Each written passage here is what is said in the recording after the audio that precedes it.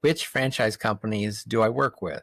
Can you just get a list? Right? No. The reason is I'm always changing the companies. If you're looking at like 800 companies, you'd be constantly changing that list because there's people that you're like, oh, I don't feel comfortable with this company anymore. I don't want to recommend them to people.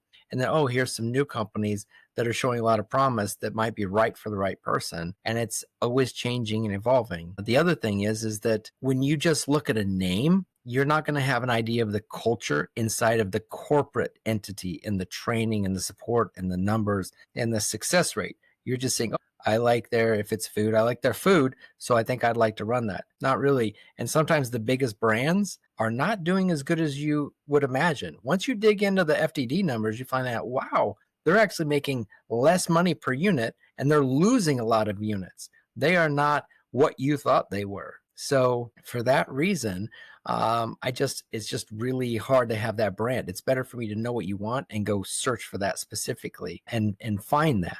And so the other thing is to find one specific company for you in your area, in your budget that you qualify for that's not already sold. That can be quite the task. I can look for it, but it is hard to specifically do that.